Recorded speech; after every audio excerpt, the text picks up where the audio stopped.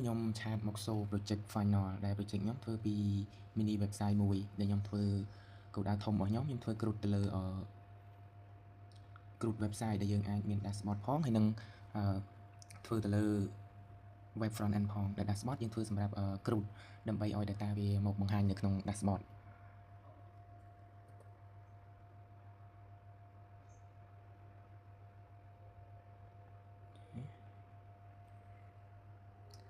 នេះគឺជាគំរូ project របស់ខ្ញុំដែលខ្ញុំបានរៀបចំ structure នៅក្នុងភាសា ASP ហើយនឹង database MySQL database SQL server ដែលជាដំបូងខ្ញុំសូមបង្ហាញទៅលើការ connect database ដែលនេះគឺជា file ដែលយើងធ្វើសម្រាប់ connect ទៅកាន់ database របស់យើងគឺ SQL server បន្ទាប់មកយើងមាន folder សំខាន់ៗមាន controller model ហើយនឹង view ដែល controller របស់ខ្ញុំមានខ្ញុំដាក់ជាមួយគ្នាដែលមានទាំង front end ហើយនិង back end នៅក្នុងនេះដែរ model មាន class ដែលវា match column ជាមួយនឹង database បន្ទាប់មកទៀតមាន view ដែលនៅក្នុងនេះគឺជា folder សំខាន់ៗសម្រាប់ធ្វើការ group ទៅលើ item ដែលយើងបានកម្រងដែលជា scope នៅក្នុង project របស់យើងបន្ទាប់មកយើងមានដូចជា CL layout ដែលយើងធ្វើការកាត់វាជាពីរផ្នែកដែលជាផ្នែក back end ផងហើយនិងផ្នែក front end ផងបន្តទៅនេះខ្ញុំសូមធ្វើការបង្ហាញទៅលើ website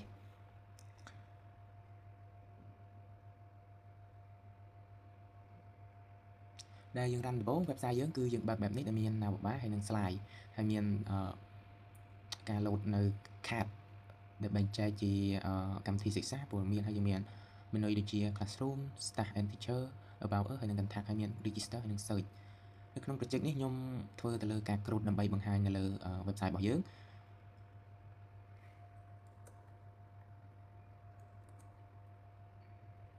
នៅក្នុងនេះពេលយើងធ្វើការ log ទៅ dashboard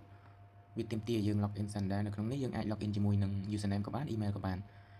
បន្ទាប់មកយើងអាចមាន remember me ហើយបើសិនជាអត់មាន account ទេយើងអាចធ្វើការ register វាបាន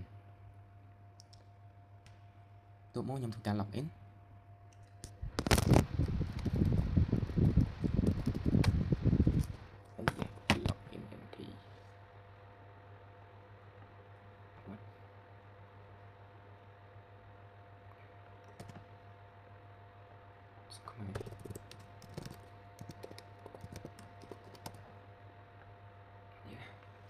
ពេលដែល login success វាបើក dashboard របស់យើងបែបនេះដែលមានបង្ហាញនៅព័ត៌មាន summary មួយចំនួនទោះមកយើងធ្វើការ គ្រូទៅលើ teacher គ្រូបង្រៀនយើងអាចធ្វើការបង្កើតថ្មីដាក់ថាណាប្រភេទគណិតវិទ្យា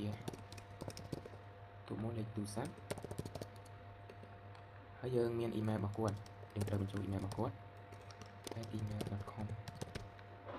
យើងធ្វើការជ្រើសរើសរូបភាពឧទាហរណ៍ខ្ញុំយករូបភាពនេះចុះទោះមកយើងពិពណ៌នាថាគាត់មកពីណាមានបទពិសោធន៍អ្វី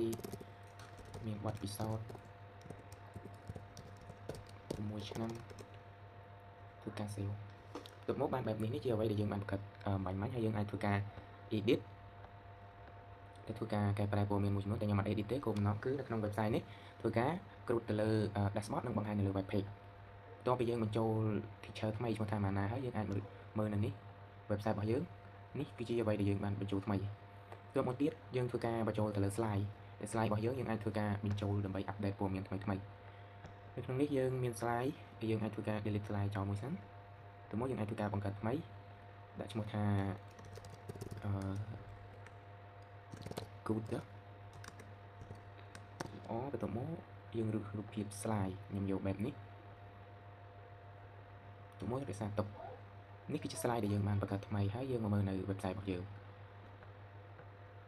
នេះគឺជាអ្វីដែលយើងបានបង្កើតថ្មីបន្ទាប់មកទៀតយើងធ្វើការ crude ទៅលើ card មួយនេះដែលឈ្មោះថាកម្មវិធីសិក្សានៅក្នុងនេះវាមាន3ខ្ញុំធ្វើការ delete ចោលមួយសិនបន្ទាប់មក create ថ្មីយើងអាចដាក់ឈ្មោះអីបានដែរដាក់ថាថ្នាក់ទី12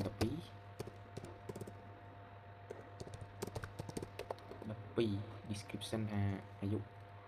អាចចូលរៀន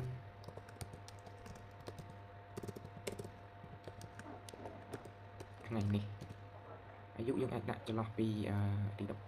ចន្លោះពី13ឆ្នាំទៅ20ឆ្នាំអញ្ចឹងទៅយើងធ្វើការរើសនៅថ្នាក់របស់យើង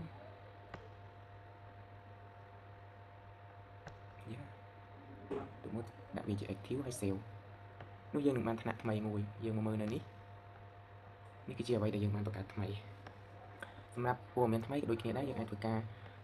create delete update ទៅលើព័ត៌មាននៅលើ website របស់យើងបានហើយ classroom យើងអាចធ្វើការបញ្ចូលព័ត៌មានដូច card ផ្សេងៗដែរ